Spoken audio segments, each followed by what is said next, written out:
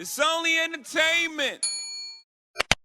Welcome back to the Talking Hedge. I'm Josh Kincaid, capital markets analyst and host of your Cannabis Business podcast. All right, we're here at MJ BizCon at the Las Vegas Convention Center. I'm here with Eric Leslie, Chief Marketing Officer of Cheeba Chews, a little edible chewy. You could tell us a little bit about your product and how you specifically got in the industry, and we'll get into the convention eventually. Yeah, so Cheeba Chews were born in a Colorado kitchen in 2009. At the time, edibles really had no standard. It was baked goods, cookies, brownies. Your expectation for what your experience was going to be with an edible ranged from nothing to I'm sleeping for the next day and a half, right? So our founder, James, had some leftover trim from his home grow and decided to extract that oil and put it into taffy. Taffy has a very unique viscosity, so it soaks up a lot of cannabis oil. You put a lot of it in a very small piece. So our original Cheeba Chew was a 10 gram, a 70 milligram piece of taffy, and the market really embraced us as a brand because at the time nobody was thinking brand and edible. You could take a nice little piece of it, wrap it up, put it back in your pocket, very convenient take and enjoy it any time. So 2009 we launched, won High Times Cannabis Cup in Colorado 2010, went off to California, won second place there, and the legend of Cheeba Chews was born. Any emerging market is going to see really high prices. So when Cheeba Chew came to Washington State in like 2016-ish, 15, or at least that's when I saw it. I don't know when you guys actually came into the market. Yeah, it was about 14. 14, 15. We're there a very short period of time for sure. Yeah, and that's too bad because it was a really good product. I remember like looking at the value of it. I'm thinking, do I want to spend 12 to 15 bucks on this little thing? Yeah. And then you get these cookies and you're like, I don't really want the sweets. I'm not that hungry. I just want the cannabinoids. Yeah. And so Cheeba Chews became this thing where it was a small, compact, like you said, in your pocket, convenient way to take an edible on the plane or whatever. Back then was nice too because you didn't have those 100 milligram caps. Yes. So I think you had 1,000 milligrams for $15. Great, phenomenal value.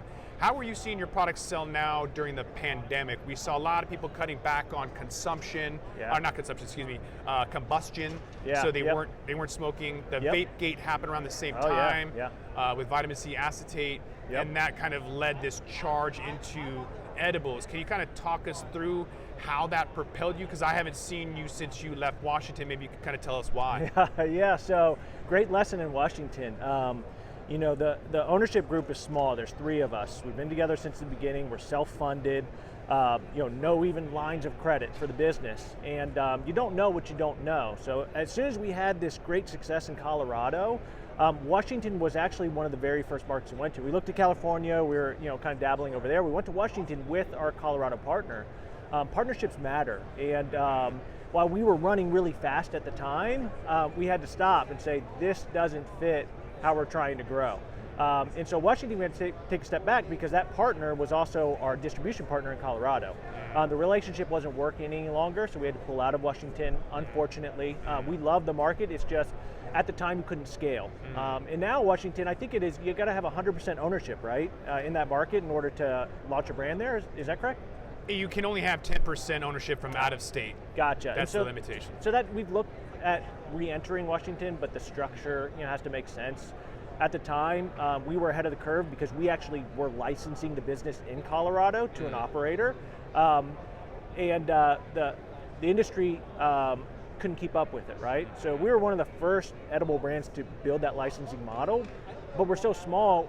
Scaling that, was something we weren't ready to do at the time. So we had to take that step back when it came to Washington. And what was the other part of your question? Oh, it's about, during COVID and edibles. At first, very dramatic. We were very scared, as everyone was. Is the market going to shut down? Are dispensaries going to close? What do we do with our employees? And I think the biggest thing that came out of COVID for us is that our industry is essential, and it really changed the landscape of how customers and government entities look at our industry, because they didn't shut us down. In some cases they did. I think California had some level of shutdown, but Colorado, we stayed open, and that's kind of our main hub where we're from. It's a key indicator to us that we're essential, and we did see a growth in edibles. But I think what we saw a growth in wasn't just in our THC line. Back in 2019, we jumped into wellness and began exploring minor cannabinoids. CBN was our first venture into minor cannabinoids with our sleep aid, our Sleepy Chews. And that took off, especially during COVID. A lot of anxiety, we're all stressed out, we can't sleep well. Sleepy Chews hit at the exact right time, and consumers are more savvy. They're not just looking for THC, they're looking for more advanced solutions to the problems that they have. So while we did see a growth in edibles and the demand for it, what we're seeing is a more mature marketplace, and we're seeing consumers that are wanting more than just to get high from cannabis, in edibles specifically. And that has, again, launched us into really focusing on the minor cannabinoids and how, what have previously been minor players will see themselves as a hero, for a lot of consumers. I want to just really touch on quickly the cannabinoids that people haven't heard of. CBD is really popular, THC the most popular. Yeah. But CBG is about to hit, cannabigerol, or I think is how you pronounce it. Yeah, no, that's about to hit the market, and I think that's interesting. My buddy over here, Jason, is taking it for focus. Yeah. So I was like, oh yeah, I'll try that out. I just recently had shoulder surgery, reconstructive bicep tendon, and it's bad. Yeah. So I realized yesterday that I had some serious pain, and I was like, why? Oh, I haven't taken my CBG. Nice. So then I took it, pain went away. So huge anti-inflammatory properties on that. Yep. I don't even know what else it's for. Yeah. But CBN, I get a lot of people, I was published in a book about CBD, and people are hitting me up, and I try to talk to them about the entourage effect, and they're like, no. Overwhelmed by it, right? So they don't want to do THC to kind of add that bioavailability to get really deep into that CB1, CB2 receptor cell, but CBN, something that's not, I don't know if it's naturally occurring, maybe in small amounts, and it has to be synthesized. But that's what's really going to help people. That, I think, is what people are actually looking for. Yeah. When they think CBD, they're actually thinking CBN. Yeah.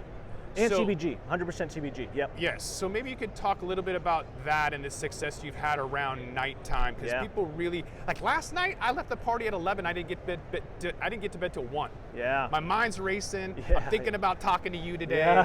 Not me. Not you. Yeah. But I was up all night. So right. I needed CBN. Yeah. What is your experience with that? Maybe you could talk about the cannabinoid and your product and how it's been working. Yeah, so CBN is a naturally occurring oxidation effect. So old THC, so back in college you had that bag of weed that sat there for a couple months too long. Light deprivation, when it turns orange, you're going to get THC that kind of turns into CBN. CBN. Yeah, it oxidizes into CBN. So you get sleepy when you smoke that really old weed, right? You didn't really get high, you got sleepy. That's that conversion process into CBN. We actually looked at CBN in 2015 or 16. Way too expensive, way too rare. 2019, we finally said, you know what, there's an opportunity here.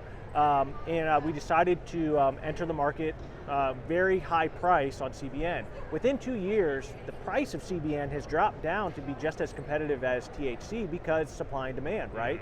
Nobody was extracting it, nobody was focusing on it. Hemp opens the door to convert even CBD over to CBN. There's a lot of waste, but there's a lot of CBD. So people are willing to make that with these large farms that they're not able to sell CBD from. So CBN is now readily available in multiple markets. You're probably seeing lots and lots of edible products introducing CBN-derived sleep agents. And it really helped refocus the narrative for us on wellness and not just THC to get people high. You mentioned CBG. We actually have a product that we launched in 2021 off of the success of our CBN. It's our Trifecta, which is a combination of CBG, CBD, and THC. Equal parts, 5 milligrams per piece. Mental clarity, focus, anti-anxiety, anti-inflammation. Those are not my words. I'm not a doctor, right? Can't claim it. But there is research to show that combination has those effects, and our feedback consistently from our partners and from consumers has been, this is how it's helping me. I'm not looking for this product to get me high. I like the subtle euphoric nature of the 5 milligrams of THC, but the amplification, like you said, the entourage effect of combining CBG and CBD with that THC makes a connection in people that are looking for that type of connection that they aren't finding with just straight THC. For those people that are looking for a connection for your products, maybe to private label or to be a strategic partner, distributor, whatever, where can they find you at? I'm assuming you're interested in strategic partnerships and trying to expand. And maybe licensing your SOPs. Yeah. If people are interested in contacting you, where are you on social media and how can they get a hold of you? Yeah, so our website, CheebaChews.com, is a great place to start. We have contact form there. We're at Cheeba_Chews on Instagram, very popular forum for us. We do look for strategic partners. We're in 5 states now: Colorado, California, Nevada, Oklahoma, and now Massachusetts on the East Coast. But it's really about relationship. We're not looking for plots on a map. We're looking for great connections with people that are willing to jump in the foxhole with you and you want to battle with. It's a really fast-paced industry, very cutthroat, very hard to compete in. And you want to make sure your partnerships are solid. I reference back to that Washington relationship. It wasn't the right relationship at the right time. That's why we didn't stay. Even though, like you said, I wish you did. I wish we did too. But the relationship matters. And being as small and agile as we are, we have to have the right connections in each state to make the partnership work. So if you're a really cool person, you love cannabis, and you want to work really hard, and you're in a state we're not, we're absolutely open to having a conversation. All right, with that, we're going to have to wrap this one up. I want to thank my guest, Eric Leslie with Cheeba Chews. Appreciate you being on the Talking Hedge. Yeah, thanks, Josh. Really appreciate it. I'm Josh Kincaid. This is the Talking Hedge. Don't forget to like, share, and subscribe. Or don't, and I'm out. Don't forget to smash that like button on your way out and check out these other videos that we've got.